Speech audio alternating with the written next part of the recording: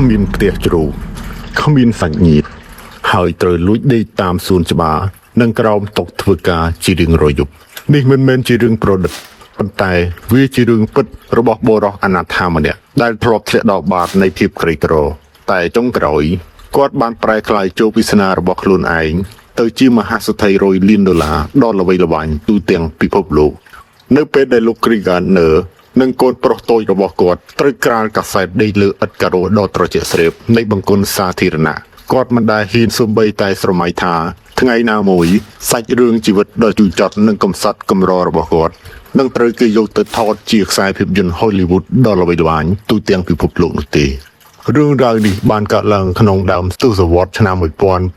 1980ពេលនោះ Chris មានអាយុ27ឆ្នាំ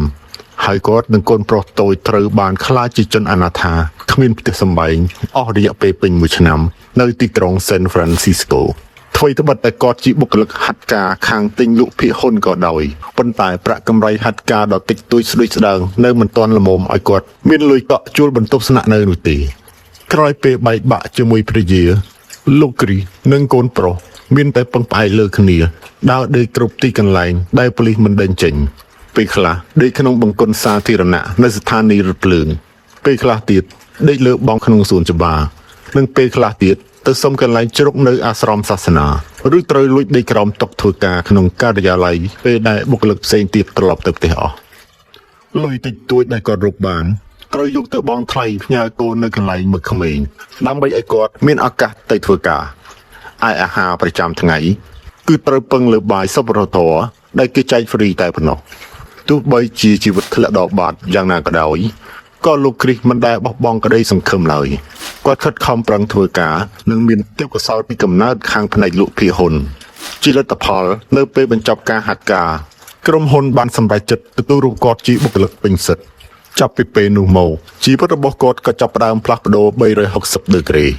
គាត់ក៏មានលុយជួលផ្ទះសំរុំឲ្យកូនរស់នៅហើយអាជីពរបស់គាត់បានហោះឡើងដោយរ៉ុកែតនៅឆ្នាំ1987គាត់បានបង្កើតក្រុមហ៊ុនវិនិយោគផ្ទាល់ខ្លួនមួយហើយនាពេលបច្ចុប្បន្នលោក Chris Gardner មានទ្រព្យសម្បត្តិប្រមាណ$60 លានគាត់ធ្វើដំណើរជុំវិញពិភពលោកក្នុងនាមជាវាគ្មិនលើកទឹកចិត្តនិងជាអ្នកឧបត្ថម្ភដ៏ធំដល់អង្គការសប្បុរសធម៌ជួយជនអនាថានិងប្រឆាំងអំពើហិង្សាលើស្ត្រី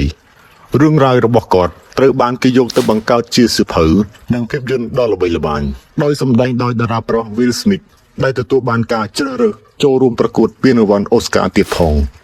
លោក Chris បានប្រាប់សារព័ត៌មាន BBC ថាខ្ញុំមិនស្ដាយក្រោយនិងមិនចង់កែប្រែអ្វីទាំងអស់ក្នុងអតីតកាលរបស់ខ្ញុំទេ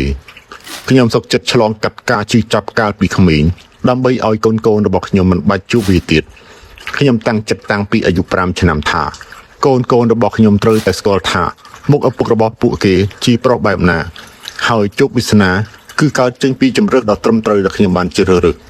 លោក Chris មិនដែលស្គាល់មុខឪពុករបស់គាត់ឡើយគាត់ធំនឹងក្តីឡើងក្រោមការចិញ្ចឹមបីបាច់ដោយភាពក្រីក្រពីអ្នកម្ដាយនិងឪពុកចុងប្រមឹកដែលចូលចិត្តប្រើអំពើហិង្សាទោះបីជាជីវិតជួបរឿងអាក្រក់យ៉ាងណាក៏ដោយលោក Chris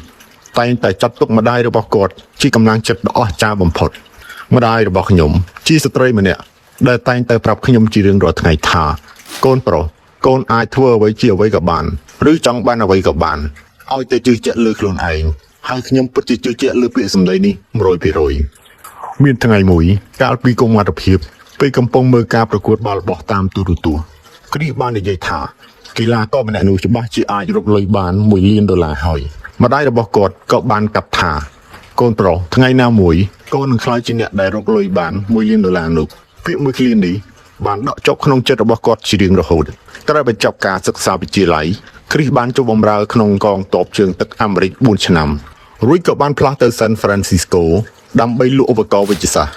ថ្ងៃមួយជីវិតរបស់គាត់បានផ្លាស់ប្ដូរទិសដៅទាំងស្រុងនៅពេលគាត់បានឃើញបុរសម្នាក់កំពុងចតរថយន្ត Ferrari ពណ៌ក្រហមឆើតហើយចង់ដឹងគ្រីសបានដើរទៅសួរតើបងធ្វើការអ្វីដែរទើបអាចទិញឡាននេះបានបុរសនោះគឺជាឈ្មួញភាគហ៊ុនការសន្ទនានោះបានបើកទ្វារឲ្យគ្រីសបានស្គាល់ពិភពភាគហ៊ុននិងទទួលបានការសម្ភាសការងារនៅ DWR ទោះបីជាថ្ងៃសម្ភាសក៏ត្រូវបង្ខំចិត្តទៅទាំងសម្លៀកបំពាក់កខ្វក់និងពាក់អាវវាលដោយសារតែទើបចេញពីប៉ុស្តិ៍ប៉ូលីស រឿងជាពាក្យលុយពីនៃចរាចរណ៍ក៏ដោយប៉ុន្តែបេះដូងពោពេញដោយធម៌ពលនិងកៅភ្នែកប្រាថ្នាចង់ជោគជ័យរបស់គាត់បានធ្វើឲ្យអ្នកសម្ភាសទទួលរូបគាត់ឲ្យធ្វើការភ្លាមៗនៅឆ្នាំ2012ពេលនិយាយរបស់គាត់បានចែកឋានក្នុងអាយុត្រឹមតែ55ឆ្នាំព្រឹត្តិការណ៍នេះបានធ្វើឲ្យគ្រីស្ចោតសួរខ្លួនឯងឡើងវិញអំពីនៃជីវិតប្រពន្ធរបស់គាត់ធ្លាប់បាននិយាយមុនពេលលាចាកលោកថាពេលនេះយើងដឹងហើយថាជីវិតវាខ្លីប៉ុណ្ណាតើអ្នកនឹងធ្វើអ្វីជាមួយពេលវេលាដែលនៅសល់ពាក្យមួយឃ្លានេះបានដោះតឿនគ្រីស្ឲ្យចាក់ចេញពីពិភពអរញ្ញវត្ថុដែលគាត់ធ្វើអស់រយៈពេល30ឆ្នាំហើយងាកមកធ្វើការវាគ្មិននឹងជាអ្នកនិពន្ធវិញម្ដងដើម្បីចែករំលែកបទពិសោធន៍និងក្តីសង្ឃឹមទៅកាន់មនុស្សជុំវិញពិភពលោក